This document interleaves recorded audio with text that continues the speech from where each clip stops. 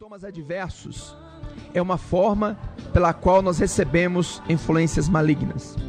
No quarto tópico, recebemos influências malignas pelas mensagens ocultas, as mensagens subliminares, nas imagens, nas músicas, nos clichês mentais, nas imagens pela televisão, nos quadros, em todo tipo de sinais que envolva imagens, nas músicas, sejam elas reversas ou não, e nos clichês mentais, essas musiquinhas repetitivas que aparecem ao longo do dia na nossa mente, aquelas músicas do ritmo baiano, aquelas músicas de ritmo forró, aquelas músicas que vêm na sua mente, mesmo não sendo você um ouvinte de tal música, num determinado lugar da cidade, num determinado ponto, você começa a ouvir na sua mente um determinado tipo de música. É uma forma pela qual você está recebendo influência maligna, porque é possível que algum tipo de música como esse possa desencadear em você uma reação como despertar a sensualidade, despertar sentimentos inferiores, sentimentos que vão desencadear em você o desejo do pecado ou a prática do pecado.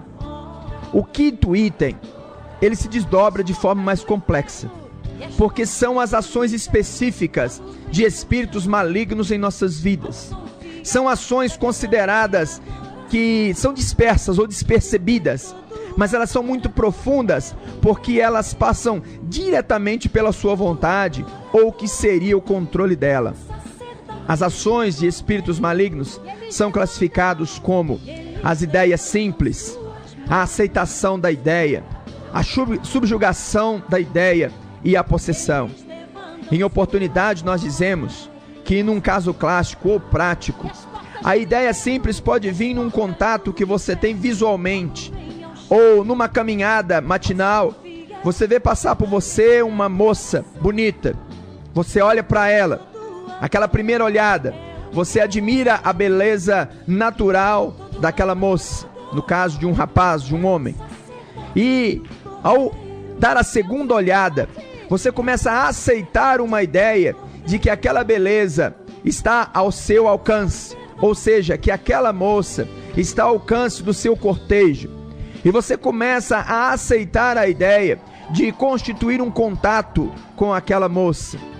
Você estava num determinado propósito, indo para o seu trabalho, indo para os seus afazeres, e você muda a sua ideia inicial no intuito de estabelecer um contato com essa moça, seja por telefone ou seja pessoal. E aí você começa a arquitetar um projeto de como isso será feito.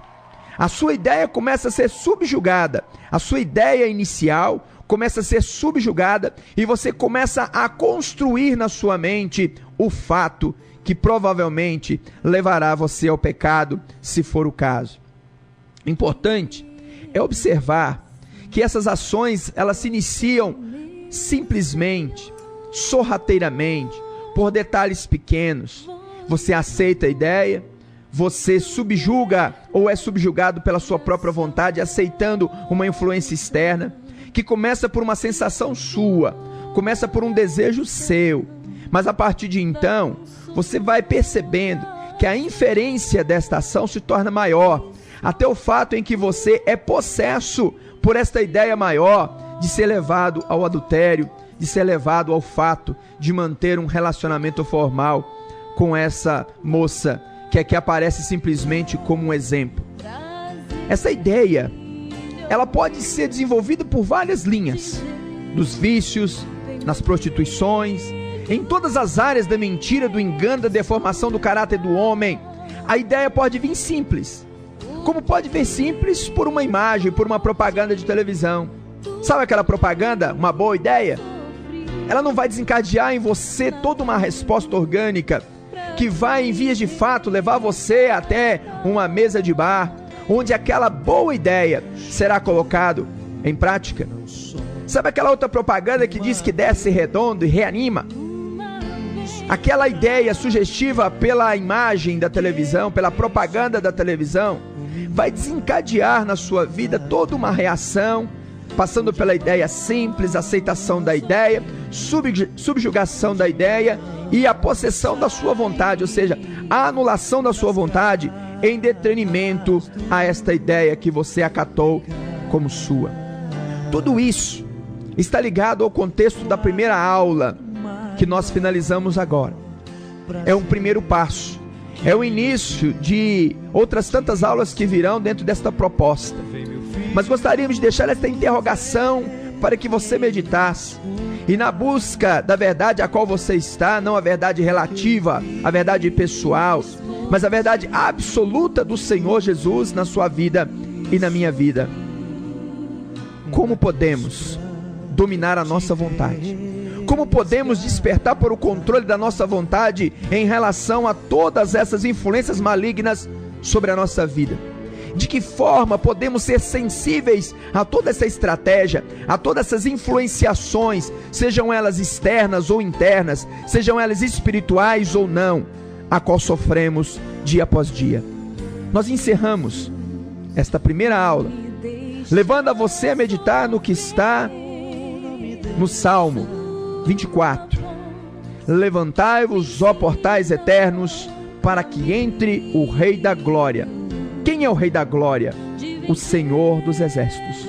O Salmo 24, especificamente no versículo 7 e 8, nos mostra que este levantar dos portais, simbolicamente, nos dá a ideia de que sublimar estas portas, ou seja, santificá-las, é o caminho pela qual nós passamos para a purificação do canal, para a purificação da nossa mente, para o domínio e o controle da nossa vontade em detrimento, que a mente que age em nós é a mente de Cristo. O caráter que permeia, ou seja, que nos dá a referência, é o caráter de Cristo. Santo, puro, justo, infalível, que nos dá o alvo específico para que a nossa vontade seja controlada por uma vontade talvez muito maior do que a nossa, a vontade do Espírito Santo em nossas vidas. Assim, nós encerramos a primeira aula de batalha espiritual, em nome de Jesus.